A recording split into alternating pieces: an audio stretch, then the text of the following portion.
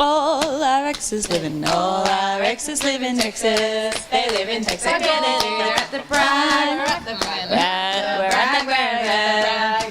brag. Don't brag. I'm Adam Norris. I'm some jerk here at the Bragg in our new headquarters. I'm the jerk. Let you in. And we are here today to talk with the effervescent, ever entertaining, not all my exes live in Texas, or all your exes, but all our exes live in Texas. It's a very communal sort of band here. We like to be inclusive. Include everyone. We're all in this together. Yeah, that's what I like. So, to that end, what is the relationship you guys have with fans now? Like, it's been a couple of years of build, especially around Sydney, building up this. Yeah, who's been touching who? This is what the inquiring minds. No, that's my hand. No, wait, that's your hand. Very intimate. We know our fans. We know all our fans personally. Wow, that's a hell of a mailing list. I'm impressed. Yeah, Mum, Han's mum, George's mum, Katie's mum, and my mum, and our dads. My dad doesn't know how to use the internet, so like him, but maybe not him. Hard to know. Do you kind of go through and like you'll look at like, you know, the YouTube comments and every Facebook message gets some kind of glance in? For some reason, we have this video up of when we went to Melbourne years ago, just a behind-the-scenes thing, and no one's commented on it. It's probably got 1,000 views or something. It's not interesting. It's very lo-fi and quite funny. Is that the road trip? What? Yeah. We forgot to film any of the Actual gig. music when we got to Melbourne, so it was just us driving to Melbourne and then us driving home. Anyway, someone wrote on a comment, "effing lesbians," just out of nowhere. Felt so compelled to just. But then drop obviously, like, that's the Which thing. is Like, great. it's so funny because they've obviously signed up to YouTube. Like, you know, when you feel think they did compelled it to do specifically something. for that Well, comment? it's no name. Like, it's. I think they troll. I think they're just a trolling account. Like, they just go around and do that to everyone. I think it'd be a fun time just Guys, to it was go actually home from me. work. Oh, I actually signed up and did that and wrote that comment. I love the idea of someone getting like really riled up about something and being like, you know what, I'm gonna log into YouTube and I'm gonna get the confirmation email and I'm gonna get a username and then I'm gonna say effing lesbians on these idiots. Like, And that's the only comment they ever made. Like they just kind of signed off from the internet forevermore from this moment. No, Instantly. they're dead now. And I'm always I just wish we were lesbians, you know? I just think, damn it, we're not. It'd be so much easier. make life a lot easier. But we do, I feel like we kind of have maybe got to the point where we're starting to recognise people a little bit who come to shows, who come to lots of shows, or people who comment on things a lot. And there's one guy who lives in Brisbane, I think his name's Mitch. G'day, Mitch. Canberra. He's from Canberra. And he's so funny. He's the best comments on everything. I'm just always like waiting for Mitch's comment because it's always going to be good. Someone who's not so hilarious is Rodney Bruce, is it? Okay, but he might find this, Rodney. It's all right, but you should go to the doctor.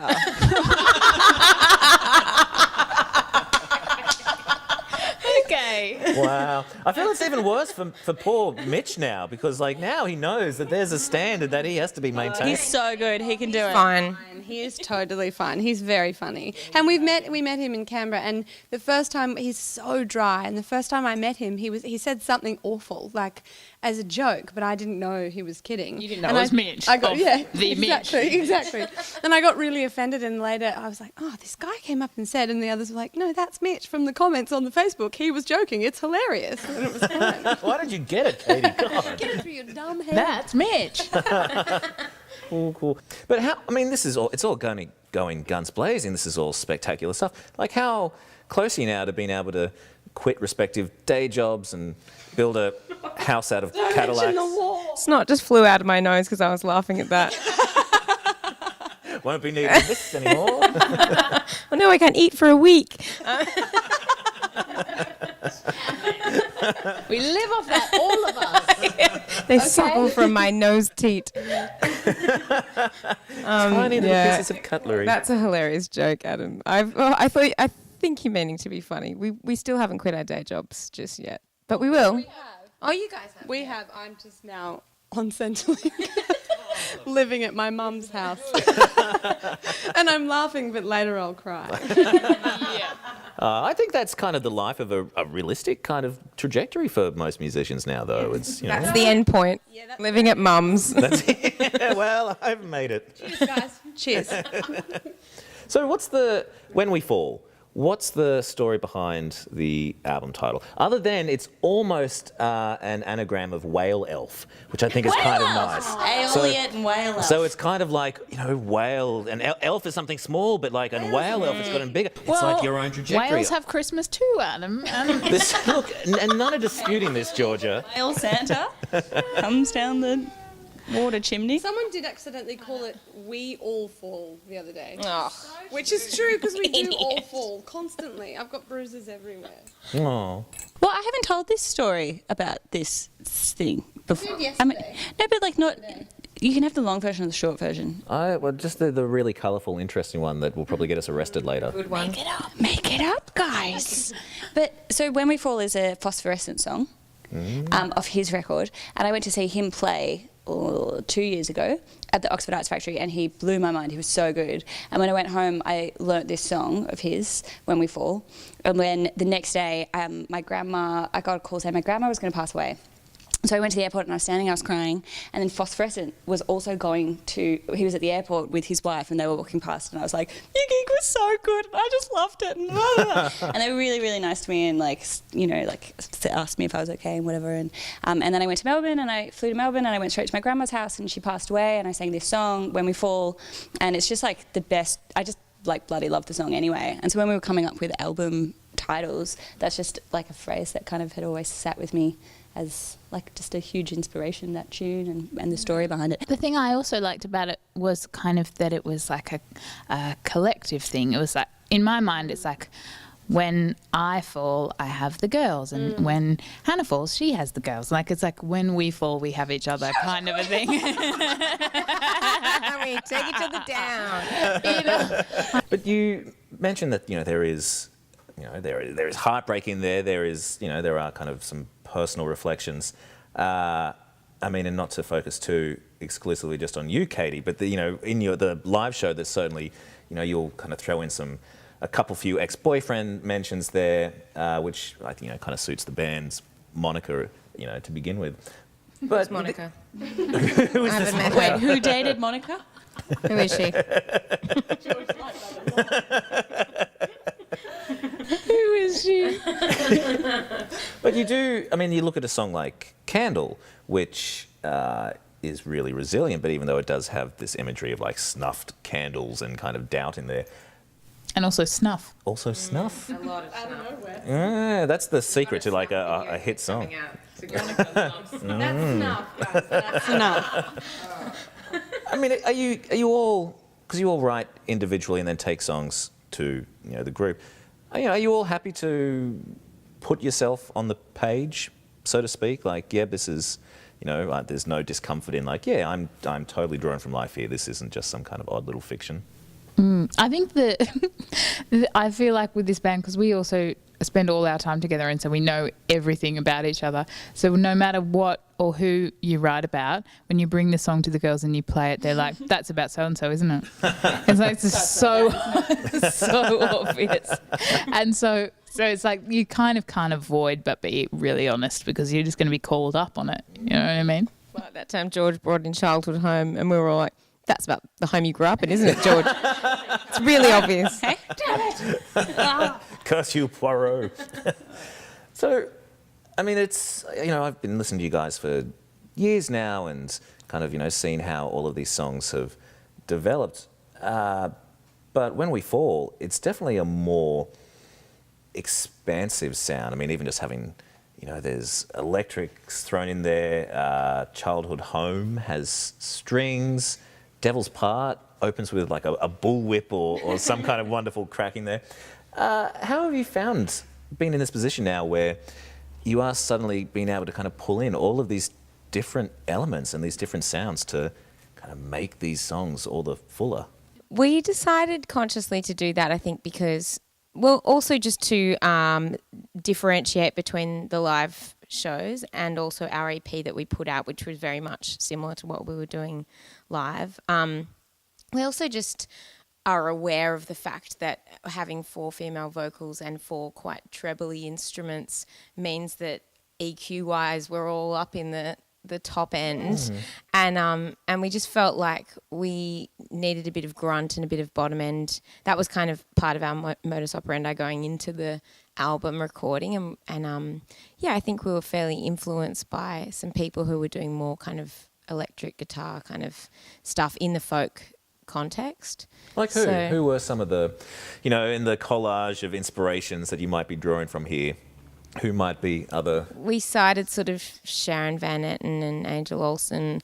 I mean, they're kind of, I guess, contemporary things, but also like that Neil Young sound. And to me, that's when folk, I guess it feels like it opens up to a less traditional sound and a more like a rock and roll sound, which I think we probably listen to more of than traditional folk. So, yeah. In a Father John Misty record for some of the songs as well, and some of those drum beats and stuff. Yeah. That's kind of, How curious do you find? I mean, because there's been this big sort of, I guess on the heels of Mumfords and Laura Marling's, we kind of had this big folk resurgence, which then has kind of twisted into like Americana is suddenly the kind of the big thing everywhere. Has it surprised you finding yourself like, you are kind of, just naturally part of this weird new kind of music out there, this kind of folk alt country blend that is suddenly striking a chord? A friend said, hey, you should start a band. We started hanging out before that as friends. It was never a plan to kind of make a big, I don't know, we sort of didn't think past a first gig. We didn't really think we'd get a second gig. So I think all of it is a bit of a surprise. And I think it's so lucky that we're riding this wave of like new alt folky stuff, I think, and it's nice because it means that there's a bit more of there's more of an audience, a bigger audience, globally. I think probably Australia is not as in love with that yet as maybe America or but I think it's really good timing and good luck that we kind of just stumbled on music, because we just wanted to make music that we love and we love singing together, and that was kind of the extent of it. So But I think also we were definitely influenced by, at the time, we were going out to our friends' gigs a lot, and they are wonderful bluegrass players, and they were just like, it was just this period where everyone was playing all the time and then partying and then going back and jamming at someone's house, and like bands like the Morrisons and Green Mohair Suits, and we were hanging out with them and just kind of taking in all their amazing abilities on their instruments, and that sort of like, James from the Morrisons started teaching me mandolin when we were both at 3 a.m. sort of having a jam, and so we were kind of going with that, but we also have always loved folk music, but it definitely was inspired by the Sydney musicians who were kind of doing that. And because you all didn't really know your instruments that well to begin with, is that right? Yeah. No. Georgia takes the cake because she didn't know her instrument at all. So she bought a mandolin a month before the gig. Very nice. It's commitment. Amazing. It's incredible. It's still amazing. And I think that first gig we ever did was the most terrifying we wore experience. beards. Yeah, we wore beards. We had beards on. Which Good moment. subconsciously I think was a bit like... A security blanket, a security beard. Security beard. I need my security beard. Well, because we were performing a song by the Muppets. So. Yeah, called Wow, I'm My so- Own Grandpa, which you should look up because it's fantastic. Actually, I was just having this conversation with somebody the other day about the, how many, not just musicians, but a How lot many of performers. Muppets does it take to How change a many light bulb? The answer. Stay tuned. But, there is a level of kind of having to swallow your fear and get up there and be confident. But having an instrument there, it does provide a little bit of a kind of a wall. There's a little something to hide behind. Do you think there's a level of truth to that? There's a little bit of a disconnect? I learnt to sing without an instrument. I learnt to perform without having something. So then performing with an instrument that I didn't really know how to play was actually just like bloody daunting, because you're like, oh my God, don't judge me. You are doing two things at once, And my dance moves are very limited now. It's much bigger. Whereas in once, But then again, if you have to do a gig where you don't have an instrument, suddenly you're like, what do my arms do? It's really terrifying. It feels super weird now. Very exposing. What are you doing on stage with that one? I like occasionally not wearing the accordion because people can actually see what I'm wearing. Otherwise, it just covers my entire body. And I'm so Just that Well, vibe. today I'm wearing Marrickville Metro Saint Vincent de Paul. Yeah, beautiful. and some Crocs. You'll be surprised to know. The wedge edition. Gorgeous. To focus on the album, ostensibly why we're here, and to look at one song in particular, I thought we'd kind of focus on I'm Going to Get My Heart Cut Out, because it's a song that's been around for some time now. I'm sure the first time I would have heard it live would have been years ago, like a while back. I mean, seeing that way back when, and even just hearing it the other night at Summer Playground, to then what we're hearing on the album, it's a very different tone. Like, I feel on the album, it's not exactly a optimistic song to begin with, but it is quite sad. We did change that one a lot. Yeah, that one moved a lot. I mean, had you always hoped, and I think it's also true of Sailboat, that there could be more room for these songs to eventually expand into? Like that the format that we first heard when you first wrote them, like, yeah, there's more to this. We can put more in there. We can expand it some. Yeah, I mean, I think because our producer was so willing to try stuff, I think George was in the studio doing mandolin takes on that song with Wayne, and they were probably mucking around doing a loop of George's, or somehow George's voice ended up getting looped over the intro, and we ended up sort of reproducing that live, and it's really cool, and it was just one of those things that just happened accidentally. But I think also that song, we consciously wanted to go in a Neil Young-y direction with it. I think the idea is that none of us are too protective of the song, so that when we take it to even just the initial rehearsal with the Exes, we have to be willing to let go of structure and, like things, because it absolutely improves if you don't guard it fiercely. Even like playing those songs live for so long. Like, we listened to a recording recently, the Bluetooth in the car when we were driving at the Boy and Bear tour. There was like some weird thing, and it just kept coming up with our first ever gig. So it was just over and over looping, and eventually we were like, oh well, here we go. And so we listened to a couple of songs. It might have not have been the first one, but there were a few songs. And there were some songs that we've been playing for a couple of years, and listening to them when we first played them to how we play them now, they're quite different. And I don't remember that necessarily happening in one fell swoop. It's like, it's quite a process. And when you tour a lot and you play the same songs over and over, one night it might be like, oh, actually I think there'd be something cool that you can do here. And like recently we changed the intro to Boundary Road. Like, it's different from the album when we do it live now, even though, so I think like when you're doing something a lot over and over and over, things morph a bit. Yeah, and it's often by accident. But that was the most exciting thing for me, at least, for the album, was to have the chance to rearrange things and add instruments and work with Wayne, who was had really good creative input, but was also like, it was just the right amount of creative input, I think. You know what I mean? The fine line for a good producer. Was willing to try every idea that we had, which was like, probably tedious for him sometimes. He was very diplomatic. Yes, Georgia, we'll do it again. Okay, we'll try it with you standing on your head, Katie. Jeez. We've got the bird sounds on standby. Well, you mentioned the kind of going into like meetings, which I thought was like, it kind of summons this idea that you all kind of sit around very seriously around a very long table, and there are secret society. clipboards. Very serious people. This is your reputation precedes you. But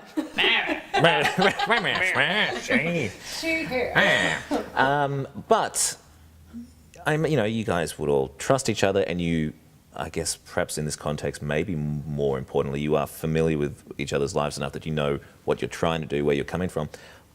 I know, like, just when I am sharing something of my own, which is creative, like, it's time to see other eyes. There's still a little bit of a, all right, take it, but don't, press too hard. Do you find that still, that there is that little bit of, all right, be gentle? But you don't ever really lose the full essence of the song, or like you'd never change it to a point where you can't recognise what it was. I know that you all have had solid solo careers before Exes came along, and it's not like they've just been kind of forever severed. But I imagine it's got to be just the scheduling of all of the work and the rehearsals and touring and promotion that would go into all our Exes. How has this success and this itinerary and this kind of insight into what the music world is, has that shaped your impressions of what you hope your solo work will be? Well, it's definitely, we've sort of all agreed to put Exes first for a while, and I don't know. Who knows what will happen, really? We just kind of want to ride the wave while it's happening, and when you're slogging away playing alone on stage and then suddenly you're playing with your three best mates, it's actually so comforting and really relaxing. And I never get nervous for shows now, whereas for playing alone because that's what it feels like. Another word for solo. Solo.